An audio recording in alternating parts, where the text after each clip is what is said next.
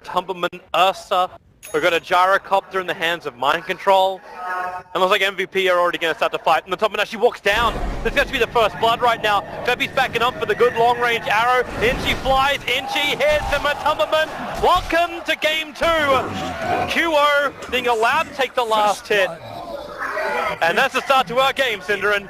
Prisoner, if someone set up towards that top lane, he could grab that top rune. And because Ursa's out of position, they could potentially contest for this bottom rune as well. They could actually get double runes and first blood. Yep, this is an important moment. Liquid's level 1 is not bad. Koro's still got that paralyzing cast in such a small area. Dubu, he's really low, so lights up the sun on Mind Control. And who's gonna, it will be the Phoenix and the OD who will take out the runes, but Jirax dropping so low will actually be 2. Gyro and Phoenix down for the count. Vada consuming up the very fire. He needs to live a little bit longer. They get the kill on the PL as Vada is able to all block himself away. Barev can jump in front, body blocking on Kuro. Bebby, he's got arrow in 8, 6, 5, 3, 0 mana, throws it out, but whoa! White ball! Barev will be in trouble! He'll actually go down, they don't get the kill on Kuro, and they lose the Faceless Void. We go 3-3, Bebby trying to line himself up the Roshan. Will this be allowed? And Team Liquid, no, they will not allow it. Phoenix will take the kill. Crack is level 2 with that. We're 4-3 and we've only just started the laning phase. Made a really good call trying to go for that fight, but with the arrow whipping, that turns into a really good fight for Liquid. And it had to, because if they lose both bounty runes in the first blood at no cost... Oh, they're going top lane again. Magic Missile stun to a 5-second stun on the arrow. If they need more time, MP can buy it, and they actually need almost more time. But before the last attack can come in, the Ursa Warrior will go down. It's going to come through Sprites as well as through the Rocket Barrage. He's just going to time walk off the damage. Like, I'm actually more interested in actually what's happening in the middle lane, where QO gets aggressive here on Fada. He's been throwing out the lances, but Fada just dodges them. Now Dubu, oh, he actually dodges as well the Magic Missile. With phase shift down, the arrow flies in, it's off target. Fada down to 10 HP. He's on his all back off cooldown. Going to deny himself up to the help there, and he will be successful. 4-4 gets to remain on the board. Difficult to catch Fada out. He's one of the most, I want to say aggressive mids. Like, it's always great watching him play up against S4. Bebby, hello, a little bit of trouble there. Paralyzing cast working with the neutral camp that was there. But Mind Control's there and he'll soak it up, so no real issue from there. I'm looking to...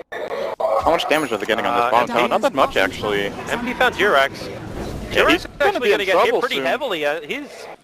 Well, his Icarus dive, like, what are you going to really do here? Jirax has no escape. MP's just stealing everything that makes Jirax.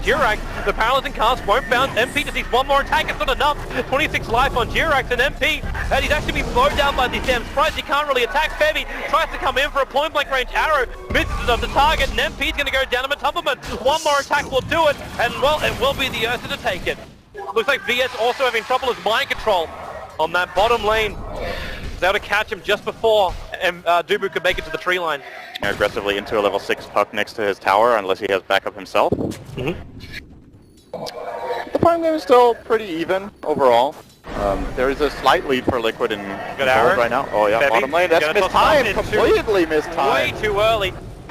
MP can still potentially try and go for this kill. He doesn't have Impetus, but he can actually throw the ulti out, which will get him the kill. There's no control from Bebby. He left himself forward to try and soak up that Rocket Barrage, but now Fada Dream calls up on Bebby, and there's nowhere to go apart from down. Meanwhile, up on the top lane, Forever's also dropping very low to Kuro, which kind of is a bit of a surprise. He has the time walk available. Actually going to keep going on bottom.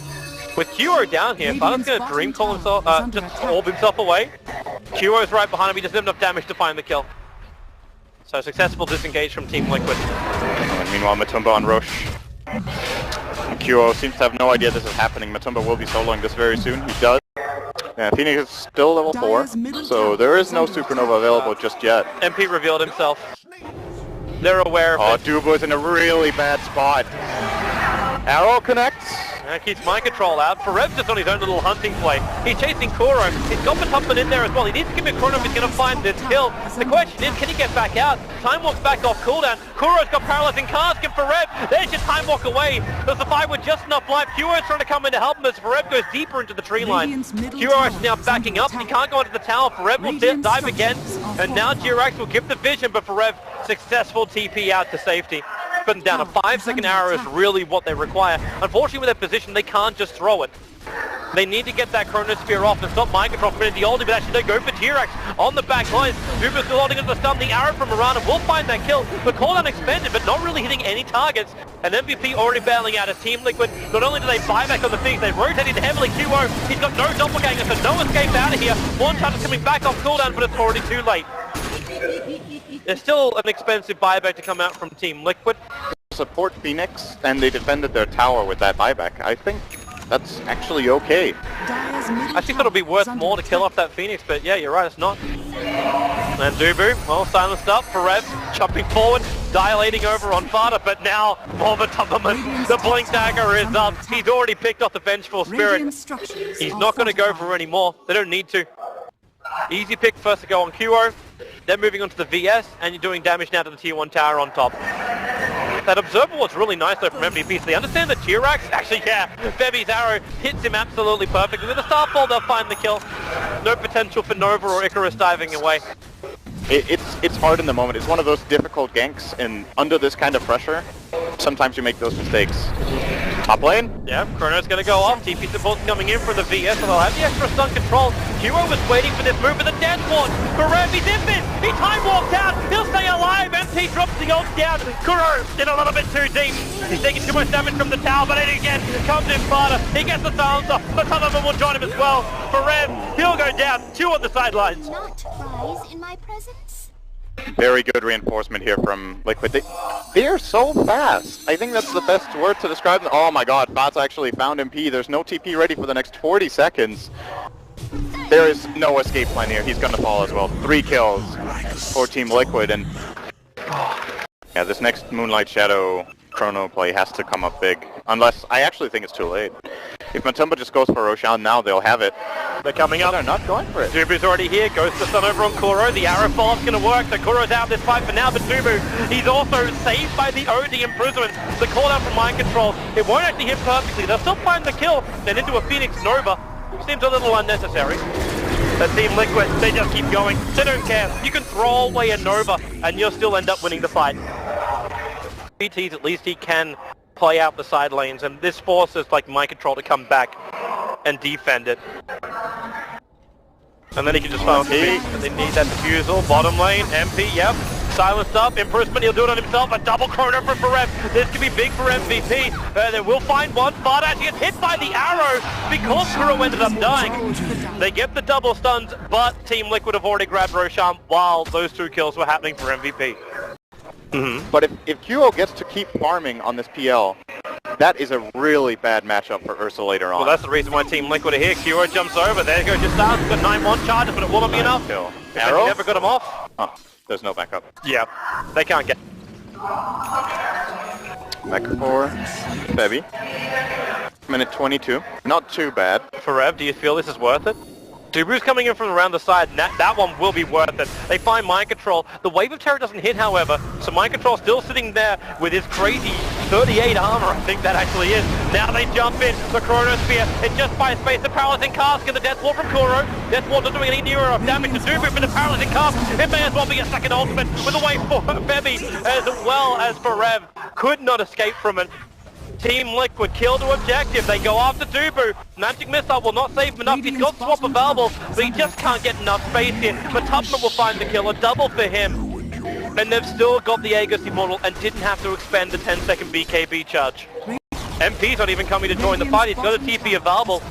He's another 300 gold away from completing up his BKB, so it looks like MVP, they're going to accept the casualty. It's the bottom ranks. The TPs are coming back in now. And you still have no Chronosphere. 25 seconds on the clock for it, and Varem has to time block himself away. Decent amount of damage being done early on, and Odie's also managed to steal some nice intelligence to go for the arrow, but Tubman, it's only the Aegis Immortal. The intel will remain stolen. There's 15 points currently in the favor of MP. And the Tubman comes back up again, triggers his BKB. They go for the call down. They won't hit any targets, and Fada, the Dream Gold, they'll catch out 3 with the Phoenix egg down. They can't kill it off. Nevi's throwing one more attack. They can't do it. The egg will expend. You'll have the fiber coming up from the void. This time Chrono is up. MP drops the oldie. A big Chronosphere. MP outside of it. Team Liquid, they got the rack, but at what cost? Mind Control will die as well. A triple kill for MP. QO's there on the front lines. Matumba will fall as well. Team Liquid get wiped. They took the melee racks. The buyback was only expended over on the Faceless Void, but you burned through Aegis. The trouble. That can make sense. It's an amazing item on Puck in most games, but I think this is actually one of the MP can pick it up in. He's gonna BKB and DP out, but not possible. Dude. The bash came in from Matumba, and now he's got that fresh basher on him. And smoke maneuver. They can try and go after mind control. We still have to remember that this is a 3-position gyro. It's not as critical as a 1 position. Oh, or maybe, okay, this will work. Get the kill over on Jirax with the arrow. Team Liquid won't respond to that. He can buy back. This is... Like, you need to be able to survive through that attack. Arrow? Nicely placed, but no follow-up. It's buying time. The PL needs to regenerate. Bottles up, comes back out. Matubman makes his charge in again. Like, Liquid is still committed, and then there's your initiation. Dubu for the save swap. Dubu, he's still alive, but now it's Barret. Shoves himself forward, doesn't really see a chrono target. Dubu, he will still burn out to the Phoenix. The Team Liquid, they're trying to go after this, just this range rack. That's all they're really achieving with this push. For the kill, the VS, but maybe they can force a fight for Barret. Nice chrono, caught out Matubman. MP though, he's too far away. He can't inflict the damage, not when Jirax also creates that space. A defensive impress by Matubman, jumps forward. Barret, completely destroyed. MP's probably going to join him on the sidelines in a moment. No, he's back behind the tower. The jaunt will come out from far, but he blinks away. They almost already lose the fight there. It's the key part that Liquid are just trying to bait out over and over again, and the reason they aren't extending as far into the base as you might think they can. It's just that Chronosphere. When that's on the ground, oh, Courier, you just it's go. the side. It's the side that gets picked off. They actually grabbed it on the way down. Like, PL can push out the bottom lane. You just need one unit that PL can BT onto, which means you're going to push out the mid. Jirax in vision here. Oh, with a chrono. They try and commit it, but where's the damage going to come from? The arrow, 5 seconds, Wave of Terror, Jirax down to 8 armor, and they do have enough. They'll find the pickoffs. Jump into Roshan now. Like, there's nothing that really stops him from doing this. Like, you Moonlight Shadow, yes. You're trying to creep yourself over, but you need another target. And they found Barter, but he blinks himself away. He orbed himself forward for Red Bull. Time walk over. But there's a lot of support there from Team Liquid. They've committed so much in this Phoenix kill. I think they're going to try to contest this Roche, but when they do, there's going to be a buyback for Phoenix, and he's going to join in. The Febby arrow has to be perfect here. Like, if it doesn't get a 5-second stun, they got nothing. Now you're called out, goes to mind control. You got his BKB off the Tumblin. He's down low, but now he's back up with the BKB. The Deadlord Rogoro is tearing apart MVP. They just can't survive it. Febby is on the run, but Matumberman is a very, very angry bear. Try to chase him down. Mind control will get the double kill. But Febby on a basic of life is running out of here. Team Liquid just look like they're a race of immortals at the moment. They're going to smoke up, put it to the test. Hello, Dreamfall over on QO. Barter going to stick around for this one. The Lance flies forward, burning a lot of mana. Nice chrono. Caught Barter as well. The top with the Sun Ray though is causing problems. Barev has to get away, and Barter, okay, he will pop, but the damage from mind control is just too huge. The Phoenix Egg is about to pop as well. Kuro is no way out, only down. MVP. The defense will not be real here. You can try and start buying back, but it was only the OD that has it. And Team Liquid, they are so close to the winner's bracket final. They can sniff it, they can smell it, and they're going to go for it. On to MP. The swap out from Dubu will save MP. But really, Team Liquid, they cannot be stopped at this point. And with this, they secure themselves at least GG. top 3 for Team Liquid.